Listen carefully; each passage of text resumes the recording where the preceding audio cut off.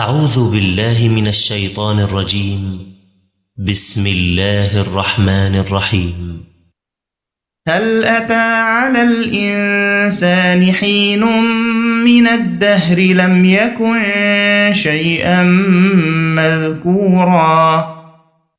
إنا خلقنا الإنسان من نطفة أمشاج نبتليه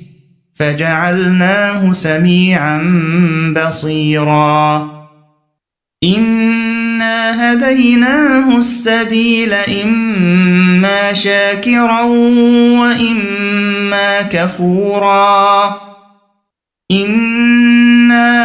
أعتدنا للكافرين سلاسل وأغلالا وسعيرا إن الأبرار يشربون من كأس كان مزاجها كافورا عينا يشرب بها عباد الله يفجرونها تفجيرا يوفون بالنذر ويخافون يوما كان شره مستطيرا ويطعمون الطعام على حبه مسكينا ويتيما وأسيرا إنما نطعمكم لوجه الله لا نريد منكم جزاء ولا شكورا إنا نخاف من ربنا يوما عبوسا قمطريرا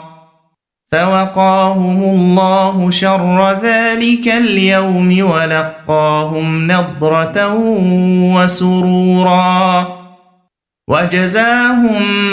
بما صبروا جنة وحريرا متكئين فيها على الأرائك لا يرون فيها شمسا ولا زمهريرا ودانية عليهم ظلالها وذللت قطوفها تذليلا ويطاف عليهم بآنية من فضة وأكواب كانت قوارير من فضة قدروها تقديرا ويسقون فيها كأسا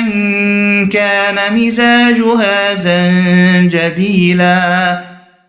عينا فيها تسمى سلسبيلا ويطوف عليهم ولدان مخلدون إذا رأيتهم حسبتهم لؤلؤا منثورا وإذا رأيت ثم رأيت نعيما وملكا كبيرا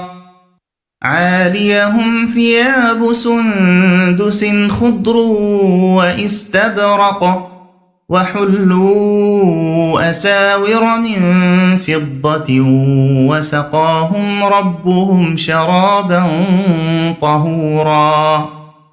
إن هذا كان لكم جزاء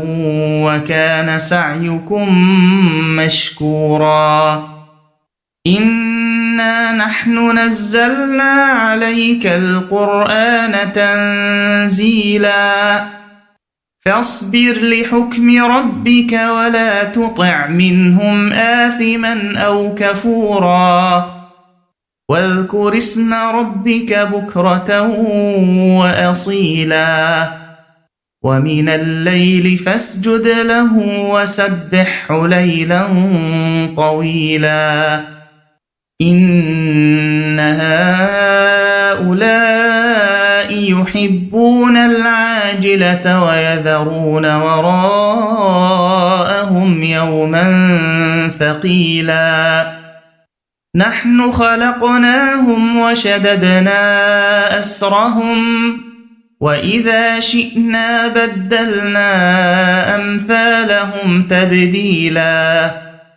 إن هذه تذكرة فمن شاء اتخذ إلى ربه سبيلا وما تشاءون إلا أن يشاء الله إن الله كان عليما حكيما يدخل من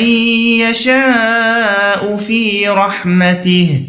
والظالمين أعد لهم عذابا أليما